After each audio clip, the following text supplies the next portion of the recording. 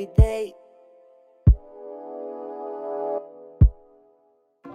Clowney re-signed. This was a long time coming, but the reports from this further solidifies that there is a change taking place in the building. One of the great things about this re-signing is that you actually get the information behind it, and he may have been one of the driving forces or the tipping forces that Deshaun Watson is now a Cleveland Brown. There are active reports that he turned down multi-year deals with $14-15 million.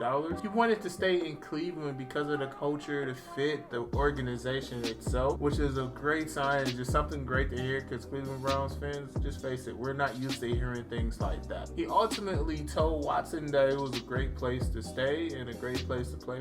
If we can cycle back months into the past, where we had Odell Beckham on the Browns team, and we had pass rushers and we had impact players asking Odell about the Browns, and it was a different situation. For all the people that want Odell back, do you want Odell Beckham back after hearing the news that Clowney recruited, gave the stamp off on Cleveland? Do you really want the guy back?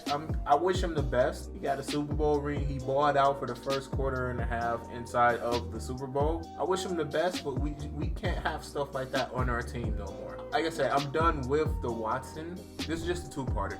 I'm done with the in-depth analysis on Watson. I did my one video. It's just a lot of misinformation that's coming out on the behalf of Deshaun Watson that people need to clear up.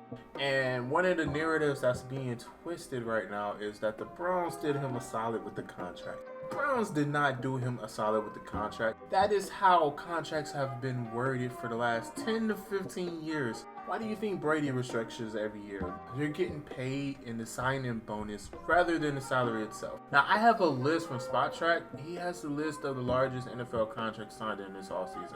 Take a look at the base numbers of the contract. Tyreek Hill, $1 million.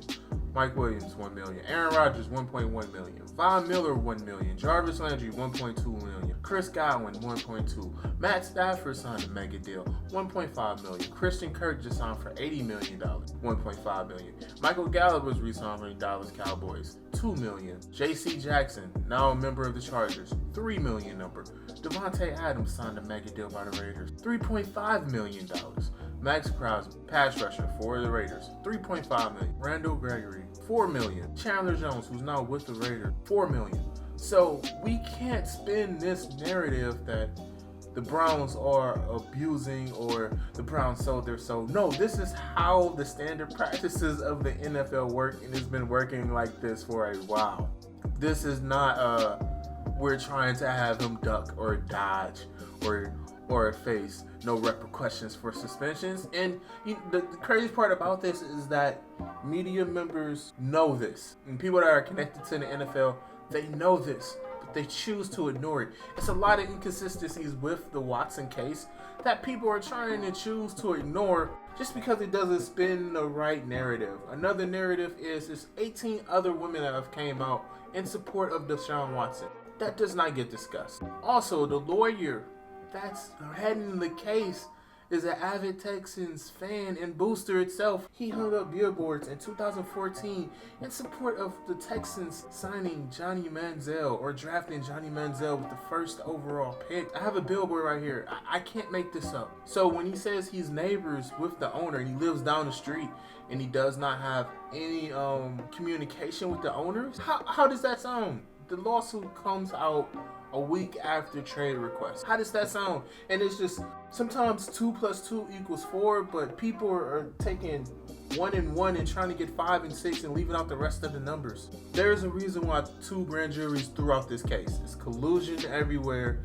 It's tampering. It's not enough evidence. Just please stop with it.